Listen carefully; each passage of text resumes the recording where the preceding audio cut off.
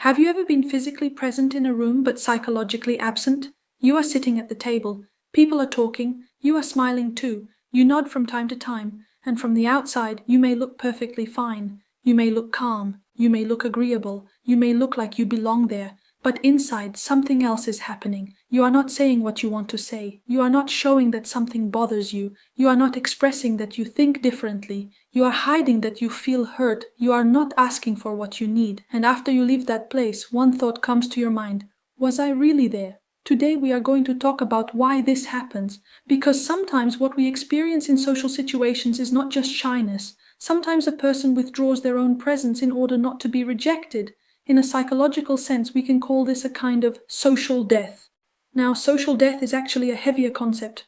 It can refer to a person completely erasing their identity and disconnecting from people, but what I am talking about here is a lighter version of it. It is not showing yourself in social situations. If you hide your opinions and your personality, then your boundaries and your real reactions disappear. Nothing that comes from inside you can come out, and over time, a person starts to feel this. I am with people, but I am not really myself. Do they truly know me? The false belief is this: if I adapt, I will stay safe. If I don't bother anyone, I will be loved. If I don't show myself, I won't be rejected. If I take up less space, there will be no problem.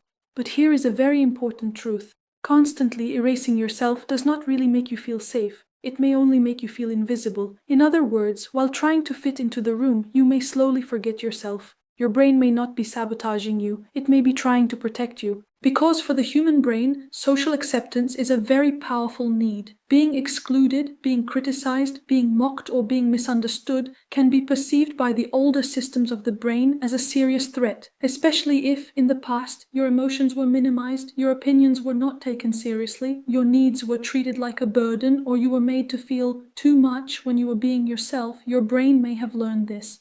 Being visible is dangerous.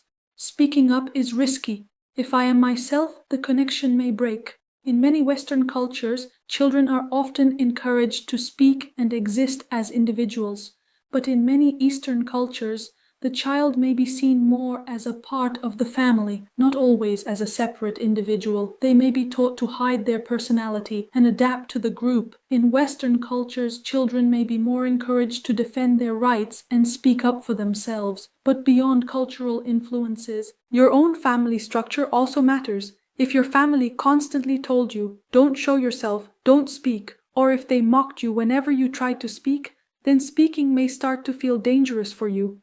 Some families love their children conditionally, meaning if you become the way they want, you are loved and valued. But if you are yourself, love and approval may be withdrawn. If you experience this, you may have learned to behave this way in order to receive love and approval. And because of that, you may automatically start shutting down in social environments. Even if no one else notices it, you notice it deep inside. Something inside you notices, because every time you say, it doesn't matter, sometimes you silence a part of yourself. Every time you say, okay, sometimes you cover up a real need. Every time you say, no problem, sometimes you leave something painful alone inside. And when this repeats again and again, what we call social death begins. You slowly disconnect from yourself while being surrounded by people. If a family raised a child to constantly adapt to them, that child may grow up learning to adapt to everyone. I am not telling you this so you can be angry at your family. They also did what they believed was right. I am telling you this so that, as an adult, you can take responsibility for your own life and begin to discover your own voice. I want you to pause here for a moment. If this topic feels familiar, like the video, it helps me understand what you resonate with, so I can create more content around it. And if you are interested in this kind of deep and practical psychology content, you can subscribe to the channel. Because here, our goal is not to blame ourselves. Our goal is to understand ourselves. Now let's come to the main point. The psychological reason behind social death is often this. A person has learned to sacrifice themselves in order to protect the relationship. So the mind thinks, if I am myself, the connection will be damaged.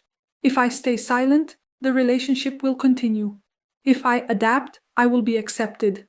But in the long term, this creates a very heavy cost, because the relationship may seem to continue, but you disappear inside that relationship.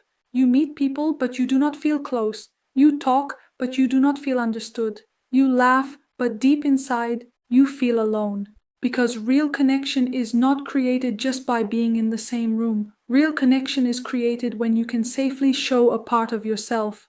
What you may not have been taught is this: you are not the only person who has to make effort for a connection. Just as you make effort to build a bond with someone, the other person should also make effort. If everything is expected only from you and you create a comfort zone for them, then that person may not love you. They may love the comfort zone you create for them. If you are not yourself, people do not connect with your authentic personality. They connect with your mask. If you constantly hide yourself, people do not build a relationship with your real self. They build a relationship with your survival mask, and that can feel deeply lonely. But noticing this now can become your freedom. Here is what you need to understand. There are no perfect connections. There are people who are compatible with each other.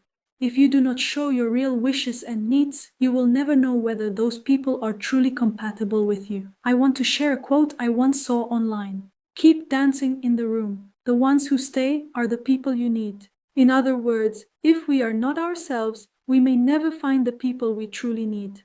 Understanding your inner world is the first step of change. Now, try a small practice. After a social situation today, ask yourself these 3 questions. How much was I myself in that environment? What did I want to say but did not say? Did I truly adapt or did I erase myself? These 3 questions are very important because adapting is not always bad. Sometimes adaptation is a natural part of a relationship, but erasing yourself is something else. In adaptation, there is choice. In self-erasure, there is fear. In adaptation, there is flexibility. In self-erasure, there is disappearance. In adaptation, you say, I choose this. In self-erasure, you say, if I am not like this, I will not be loved. You do not have to change everything today. Just make your presence known in one small place. For example, I see this a little differently. I don't have the energy for this today. This is how I felt. I don't want to say yes to this right now. This is a little important to me. These sentences may seem small, but they give your brain a new message. I can be visible and still be safe. My emotion does not destroy the relationship. My voice is not a danger. I can exist and still be lovable. If you want, write a moment like this or one of your thoughts in the comments. Let's transform it together. Remember, social death is not always being alone. Sometimes it is being surrounded by people and never showing yourself. And feeling better does not mean suddenly appearing very strong. It can start with saying, I am here. I have feelings too.